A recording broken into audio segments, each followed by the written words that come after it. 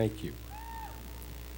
I now recognize Dean Mark Wessel of the H.J. Hines III School of Public Policy and Management. Dean Wessel, as you no doubt know, has recently been appointed as Dean of the Hines School. Before that, he'd been serving as acting dean, and before that, as a senior administrator in the Hines School. We're delighted that he's now been officially appointed as dean of the school. Congratulations, Mark. Thank you, Mr. President. Will the candidates for the master's and doctor's degrees from the Hines School please rise?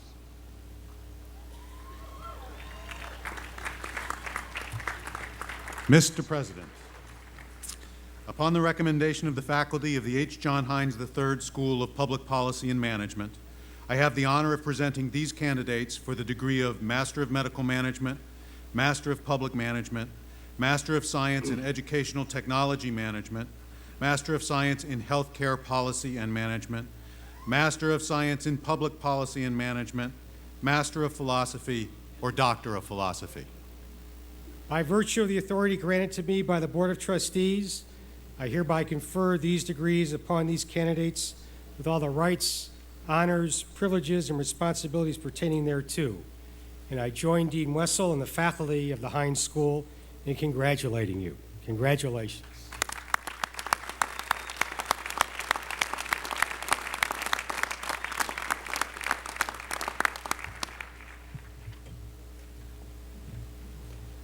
I now recognize Dean Richard McCullough of the Mellon College of Science. Rock on. Will the candidates for the bachelor's, master's, and doctor's degrees from the Mellon College of Science please rise? Mr. President, upon the recommendation of the faculty of the Mellon College of Science, I have the honor of presenting these candidates for the degrees Bachelor of Arts, Bachelor of Science, Master of Science, or Doctor of Philosophy. By virtue of the authority granted to me by the Board of Trustees, I hereby confer these degrees upon these candidates with all the rights, honors, privileges, and responsibilities pertaining thereto. And I join Dean McCullough and the faculty of the Mellon College of Science in congratulating you.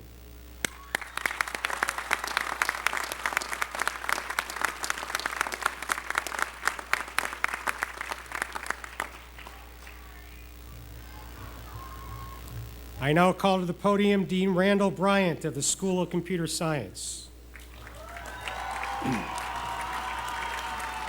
Dean Bryant has recently been appointed as Dean of the school.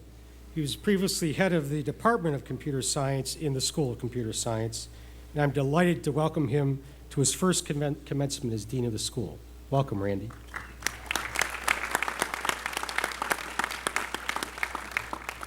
Will the candidates for the bachelor's, master's, and doctor's degrees from the School of Computer Science please rise?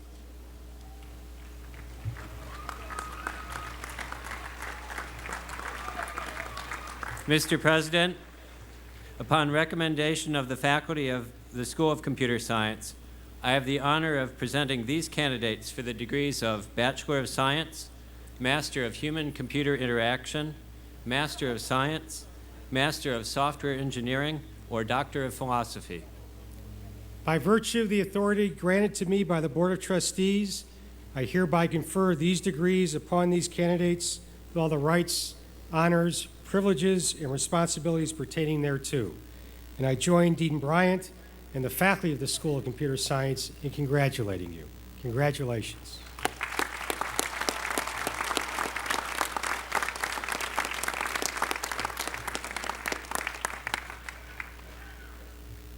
Please be seated.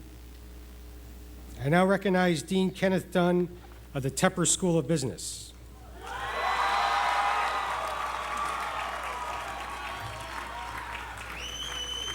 As most of you know, until recently, our business school was named the Graduate School of Industrial Administration.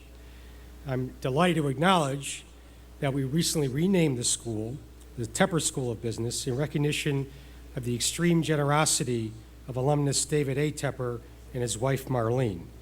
I'd like to publicly thank them, and I believe David and Marlene are somewhere up there in the bleachers. Would you stand, if you don't mind? I see them. There they are. David and Marlene, thank you.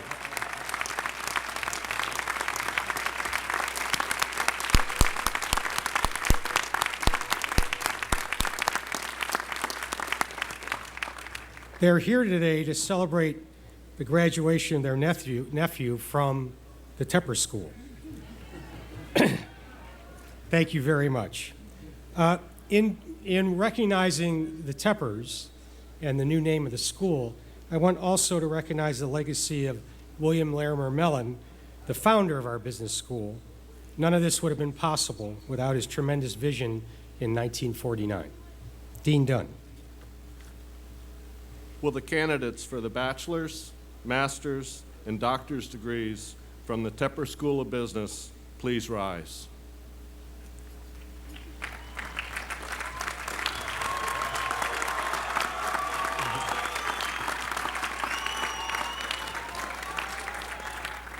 Mr. President, upon the recommendation of the faculty of the Tepper School of Business, I have the honor of presenting these candidates for the degrees of Bachelor of Science, Masters of Business Administration, Masters of Science, or Doctor of Philosophy.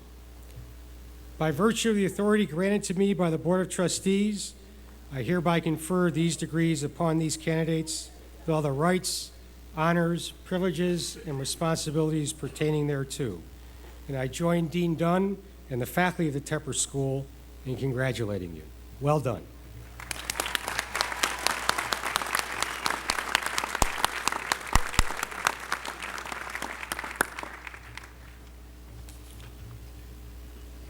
Carnegie Mellon is justifiably well known for its success in interdisciplinary research and education. This has given rise to several university-wide, inter-college, and joint degree programs. Provost Camlett will now present the candidates for degrees from these special programs. Will the candidates for the bachelor's degrees from the Bachelor of Humanities and Arts program, the Bachelor of Science and Arts program, and the Science and Humanities Scholars program please rise? Mr. President, upon the recommendation of the university faculty, we hereby present these candidates for the degree of Bachelor of Arts, Bachelor of Science, Bachelor of Humanities and Arts, and Bachelor of Science and Arts.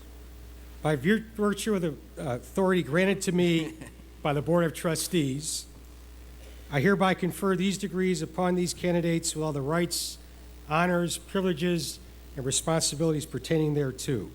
I'm pleased to join the deans and the faculty of the entire university in congratulating you, and we salute you.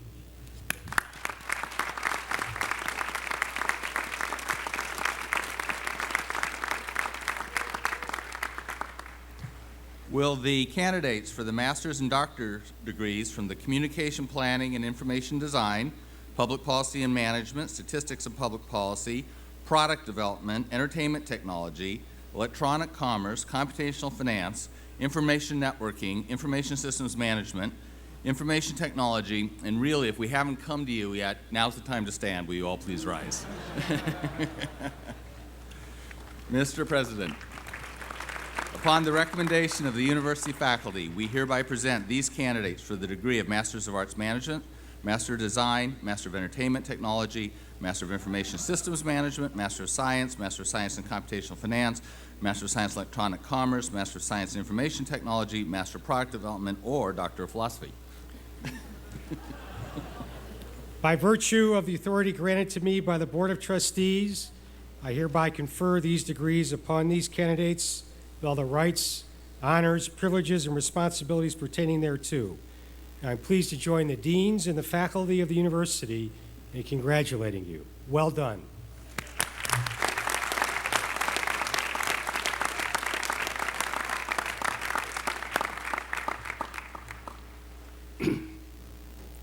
Well, you now have your degrees. Yeah, it's something to celebrate. And I want to congratulate you again on your outstanding achievement. You've just joined the ranks, as the chairman told you what seems like a long time ago, more than 50,000 people worldwide who, like you, had the privilege to study at this great institution and had their lives changed by the faculty, staff, and classmates with whom they interacted, and who, like you, believe they worked harder, slept less, accomplished more, and ate the worst food than any other student body anywhere. Give yourselves another hand. You deserve it.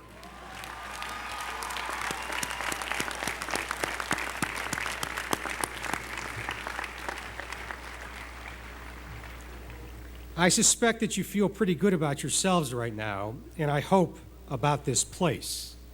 You should. Carnegie Mellon is an outstanding university, and it's a special institution. Really, it's like no other. Carnegie Mellon is unique in its combination of strengths: an arts conservatory embedded in a research university, some have said. At Carnegie Mellon, we like to solve problems, not just formulate them or theorize about them, but solve them. And not just any problems, real ones. Or as one of our colleagues has put it, real solutions for real problems. At Carnegie Mellon, we make things: software, designs, plays, systems, models, buggies, robots, booths, poems, paintings, sculpture, and even robo-receptionist with attitude. At Carnegie Mellon, we value teamwork and interdisciplinary collaboration. Indeed, we are known as the most collaborative of universities. At Carnegie Mellon, we seek innovation and improvement in all that we do. And while we don't try to do everything, that which we choose to do, we do as well as anybody. And yes, we work hard. This is a rigorous place for which we make no apology. You will find that you are exceedingly well prepared for your careers, for graduate school, or whatever lies ahead. These characteristics and values have been with us since our founding, more than a century ago. They have served us well, and they will continue to as we look to our future and strive to get better. A current focus for improvement is something I want to talk to you about because you can help us. Last fall, at the beginning of the academic year, 3 representatives from the Carnegie Corporation visited the university for the better part of a day, including the Carnegie Corporation's president, Vartan Gregorian, who is also the former president of Brown University. The Carnegie Corporation is a very large philanthropic foundation in New York, and we share the distinction of having been founded by philanthropist and industrialist Andrew Carnegie, though that's not why they visited. They came here in September because they are concerned about whether America's colleges and universities are still providing, or are even capable of providing, a broad general education, or what we call a liberal education, that is meaningful and relevant in today's world. A lot of college and university presidents, including me, are very concerned about this question because it strikes at the core of our mission as a university. Vartan Gregorian is concerned because it bears on the very sustainability of democratic systems in the world. This issue has many dimensions. The one particularly salient one for us is the technical, scientific, and computational literacy of today's students and the world's future leaders. A quote attributed to Harvard President Larry Summers captured this nicely. He said, "An educational culture where it's an embarrassment not to know the names of 5 plays by Shakespeare, but it's okay not to know the difference between a gene and a chromosome isn't functional." Now, I'm trying to guess. Were those the MCS or the HNSS students? I think it was MCS, yeah. Shakespeare, genes. Thank you. Well, you get the point. There's no shame associated with not knowing biology if you're a liberal arts major at Harvard. How does one include meaningful exposure to science, technology, and computation in a liberal education? That's the question that universities like Harvard are starting to consider seriously. We at Carnegie Mellon have tended to focus on the flip side of that. How does one liberalize a deep and rigorous education in science, technology, business, and the arts without sacrificing its depth and rigor? Answering these questions is the key to educating the finest possible leaders and thinkers. I think, and opinion leaders like the Carnegie Corporation agree, that Carnegie Mellon is in an unusually good position to contribute to defining the future of liberal education. First, there is our unique combination of strengths. We cover both sides of the brain in a way that no other university can.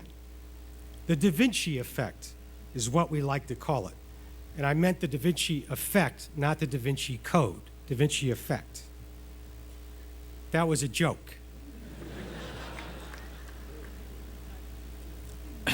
I know you have your degrees. A little more attention, please.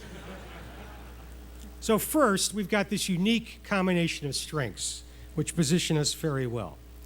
Second, our long-standing strength in the sciences, engineering, the arts, and business has been joined in the last 3 decades by a vibrant College of Humanities and Social Sciences that is crafting its own view, the Carnegie Mellon brand, if you will, for these disciplines.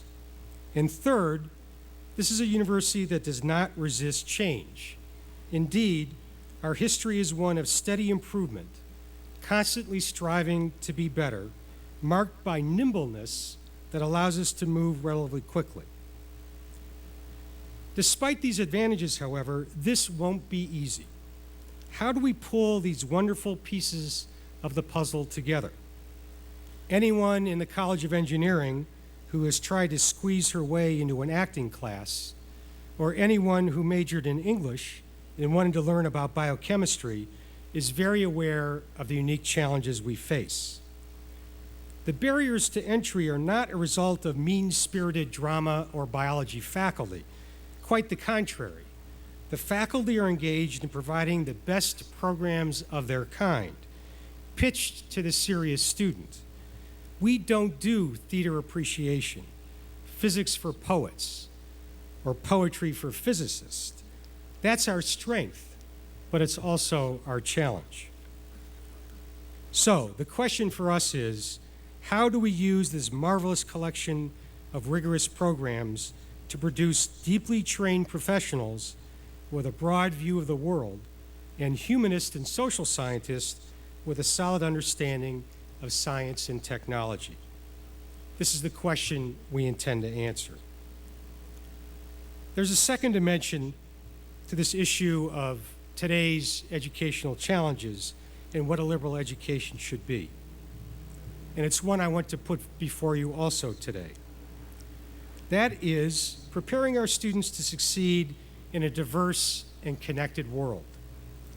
The diversity of the world is, of course, obvious, but somewhat less apparent to many Americans is that the days of living and working in a single subculture, interacting exclusively with people just like you, are behind us. Learning how to live and work with different people, managing across cultures, as they like to say in the business world, is essential. It is simply not an option. This too has many facets. They include learning to honor differences, to reject stereotypes, and to treat people with respect and civility. And when one considers differences associated with national origin, there are further complications. Did you see the front page story in the New York Times earlier this month? The headline said, U.S. is losing its dominance in the sciences. The article reports, among other things, that the American share of worldwide patents and scientific papers is declining. The implication here, of course, is that if the U.S. is losing, someone else is winning. And we have to note this particular problem is playing out against a backdrop of the outsourcing and offshoring of jobs. As a university that prides itself on its strength in technology and science, we should clearly view this trend as something that merits a response. At the same time, the fact that we are a university that's committed to internationalization greatly complicates our role and our response. Given our long and distinguished history of educating students from around the world, many of whom return to their own countries after graduation, is our role to produce American scientists and engineers, or scientists and engineers in general. Are Carnegie Mellon graduates losing out on jobs to graduates from foreign universities? And if so, how can we respond given the large number of our own educational initiatives in other countries? A particularly notable one of which is the campus we will open later this year in Qatar. These are very important and very complicated questions, and they're questions that American universities, and Carnegie Mellon in particular, are going to have to grapple with in the years and decades ahead. Carnegie Mellon doesn't have the solution to liberal education figured out yet. No university does. But what I can report, and I hope you've experienced during your time here, is that there are dozens of faculty members grappling with these very questions in their own teaching, and hundreds of students, that would be you, tackling them through their studies.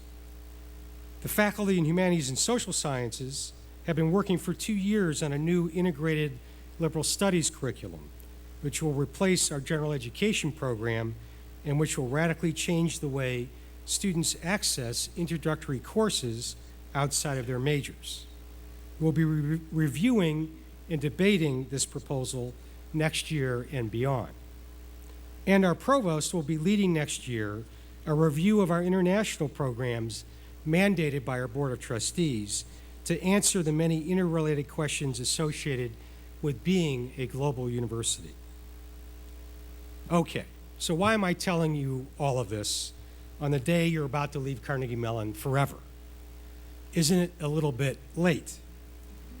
Well, the reason is, contrary to what you may have assured your families, you're not really getting away. Starting today and continuing for the rest of your lives, Carnegie Mellon is going to reach out to you. And my personal request, my charge to you, is that wherever possible and whenever possible, you reach back in return. A university is made up of its students, faculty, and staff, as you have witnessed firsthand during your time here. But as you're about to discover, there's another part of this equation, and that's you, our alumni. As our alumni, we expect you to keep an eye out for us, and that you won't be shy about telling us what you think. Have we deviated from our mission? Could we do a better job? And most important of all, is there some way you can help us to do a better job? When I read headlines that say U.S. is losing its dominance in the sciences, or see a report from the Carnegie Corporation calling for new ideas in the area of liberal education, I am reminded of something I've said many times before. The world needs what Carnegie Mellon has to offer. And today, on the occasion of your commencement, I'd like to add 2 corollaries to that idea. The first is that the world needs what you have to offer. And second of all, the university also needs what you have to offer. Wherever your travels and careers take you, please don't forget us. I promise in return, we won't forget you. We are proud of you. We're proud of what you've accomplished, and we know we'll be proud of what you will be accomplishing in the future. Once again, on behalf of the entire university, I wish you the heartiest congratulations. Congratulations.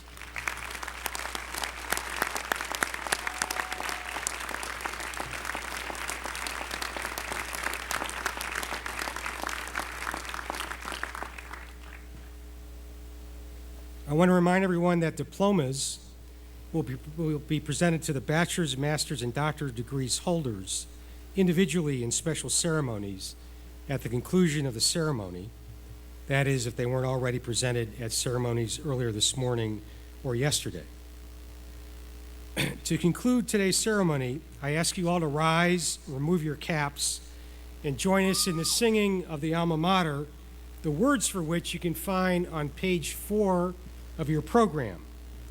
The alma mater will be led by Sharon Apostolou, Brooks Decker, Christine Free, Nathan Hyland, Nicole Kaplan, Annabeth Novitsky, Thomas Octave,